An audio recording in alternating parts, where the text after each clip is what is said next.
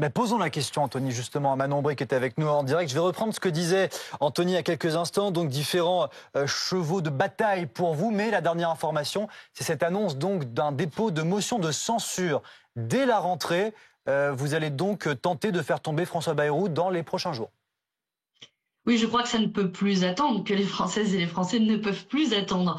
Quand on voit l'ampleur des efforts qui sont demandés dans le cadre du budget de François Bayrou, qui est la pire saignée sociale que notre pays ait connue ces dernières dizaines d'années, des 2 jours fériés qui sont volés, en plus des 2 années qui avaient été volées avec la réforme des retraites, l'année blanche qui va geler les prestations sociales et donc les baisser, elles ne vont pas suivre l'inflation, plus de gens qui vont payer l'impôt sur le revenu, les remboursements santé qui vont baisser. Je vous refais pas la liste. Je crois qu'il n'y a rien à gratter, rien à gagner dans ce budget et que François Bayrou doit repartir aussi vite qu'il est arrivé. D'ailleurs, il n'a pas de légitimité dans les urnes. Et si je dois résumer notre stratégie, c'est en effet une censure parlementaire, mais aussi une censure populaire parce qu'il faudra une mobilisation dans la rue, une pression populaire qui s'exerce sur ce gouvernement pour que ensuite chaque groupe politique prenne ses responsabilités et qu'il se positionne notamment vis-à-vis de ce budget de malheur. Justement, vous parliez de la mobilisation populaire dans la rue. On parle beaucoup de ce mouvement de blocage du 10 septembre. Qu'est-ce que vous allez essayer de bloquer concrètement? À quoi ça va ressembler cette journée pour les Français qui nous regardent et qui se disent bon, qu'est-ce qu'on va pouvoir faire finalement le 10 septembre? Écoutez, nous n'avons pas la paternité de ce mouvement, nous n'en avons pas la prétention, nous sommes en soutien, nous nous mettons au service de ce mouvement qui vraisemblablement prendra des formes différentes en fonction des lieux, en fonction de l'organisation, qui sera sans doute spontanée, qui pourra prendre différentes formes de blocage, visibles ou non dans la rue. Mais nous disons en toute hypothèse qu'il faut cette mobilisation populaire, qu'on a besoin de cette bataille, qu'elle soit tout terrain et qu'on a besoin que toutes celles et tous ceux qui se sentent floués par ce gouvernement, qui n'ont pas envie de payer de leur poche, de payer de leur poche, alors que justement on ne touche pas à la poche des plus riches, et que les 500 plus grandes fortunes dans notre pays ont multiplié par 2 leur fortune depuis qu'Emmanuel Macron est au pouvoir.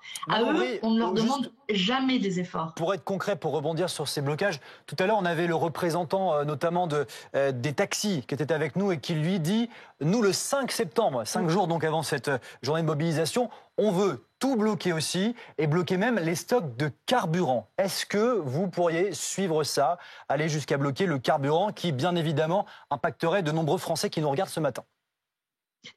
S'agissant de la mobilisation des taxis, on les avait déjà soutenus, puisque ce n'est pas la première fois qu'ils se mobilisent, et qui démontre un petit peu comment la colère sociale peut coaguler, parce que c'est ça dont il est question aujourd'hui. On le voit, ce sont les taxis d'un côté, ce sont les professionnels de santé de l'autre, ce sont les professeurs aussi qui doivent faire face à une rentrée dans laquelle tous les postes ne sont pas pourvus. Vous voyez que la colère, elle monte de toutes parts. Plusieurs syndicats, d'ailleurs, ont appelé à la mobilisation du 10 septembre. Et donc, les moi, stocks ce de que je souhaite, carburant c'est qu'il y ait...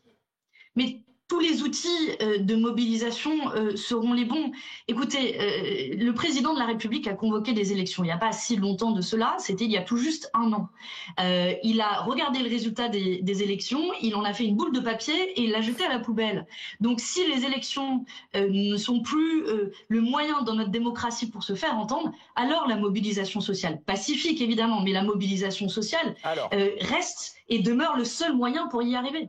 Une question d'Anthony Lebos. Oui, si par exemple le gouvernement de François Bayrou était censuré, vous appelez à une nouvelle dissolution ? Il est sûr que si le gouvernement de François Bayrou tombe, le meilleur moyen de régler un conflit politique dans une démocratie, c'est de retourner aux urnes. L'option la plus évidente serait une nouvelle élection législative et donc une dissolution.